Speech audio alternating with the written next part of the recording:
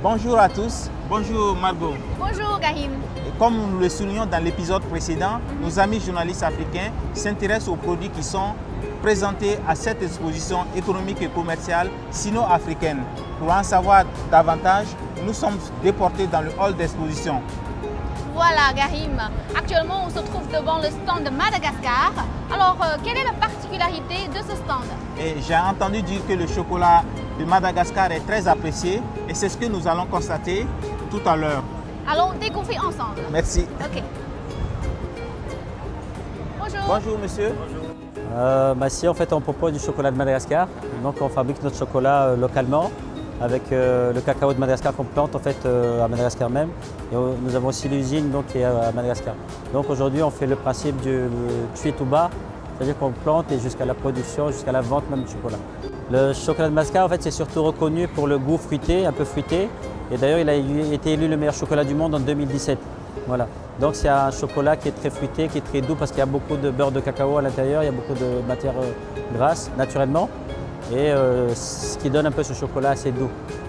Si vous voulez, je peux vous faire goûter un petit peu pour que vous ayez cette sensation-là. Pour confirmer ses propos, M. Nirina nous fait goûter différents types de chocolat.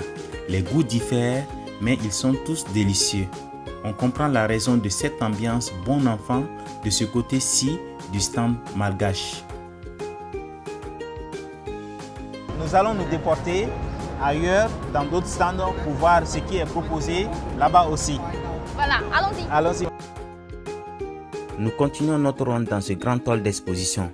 On voit que les stands sont bien achalandés et les visiteurs ont le choix entre une gamme variée de produits. Et Gahim, actuellement on vient dans le stand du Burkina Faso qui est votre pays natal. Oui, effectivement, le Burkina Faso, c'est mon pays natal. Nous allons découvrir ce que les opérateurs burkinabés ont apporté à cette exposition. On va interviewer un monsieur sur place. Okay. Bonjour monsieur. Bonjour madame. Comment que vous allez? Bonjour monsieur. Les produits qui sont appréciés, premièrement, je dirais le sésame. Comme on a l'habitude d'exporter vers la Chine et aujourd'hui encore, ça a prouvé que les Chinois sont intéressés par le sésame. Le deuxième produit, c'est le soja que vous voyez ici. Ça aussi, c'est intéressé par les Chinois. Les arachides. Ce sont les produits agricoles. 100% naturels. Et vous avez le beurre de qualité qui est utilisé pour faire du savon, les lotions, shampoing et tout ce que vous pouvez faire comme massage aussi. Je vous souhaite aussi une bonne suite de votre émission. Merci beaucoup. Merci. Oui, on va se déporter dans un autre stand. Je pense que c'est le stand de la Côte d'Ivoire que nous allons visiter, où nous pourrons voir ce qui est proposé à ce niveau également. Tout à fait. Voilà. On y va. On y va.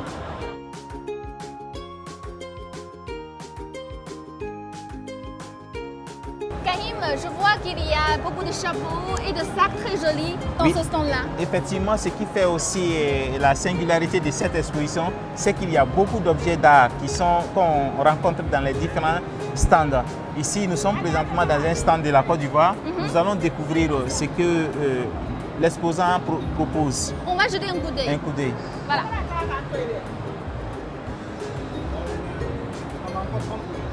Bonjour monsieur. Bonjour. Oui.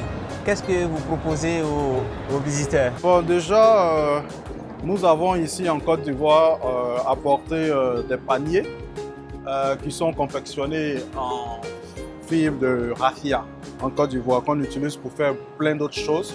Voilà. Et la couverture, c'est ici avec le cuir.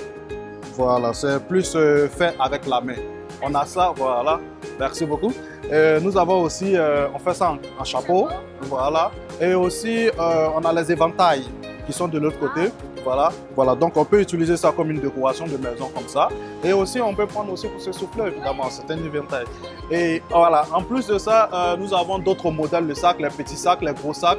Et on a les objets d'art aussi, voilà, qui sont là, qui sont des statuettes. Et ça, chaque statuette en Côte d'Ivoire a une signification. Et quelle est votre impression de cette exposition? Cette exposition, vraiment, je pense que c'est la 3e exposition. Et cette exposition est vraiment la bienvenue. Voilà, parce que on a besoin vraiment de ce pont entre l'Afrique et la Chine. Voilà, parce qu'il y a déjà une grande différence matière culturelle. Voilà, barrage de langue aussi. Voilà, et donc cette exposition nous permet vraiment de connaître un peu la culture chinoise et permettre aussi aux Chinois de connaître la culture africaine.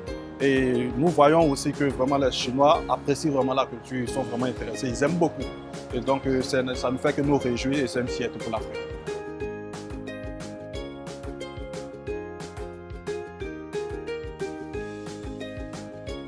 Karim, Oui. on a visité 3 stands aujourd'hui, c'était une très belle expérience. Oui, effectivement, notre ronde nous a permis de voir la diversité des produits qui sont exposés ici. C'est vraiment toute l'Afrique qui est représentée ici. C'est aussi l'expression aussi de la culture africaine parce que nous avons vu aussi beaucoup d'objets d'art qui sont présentés à cette exposition. Voilà.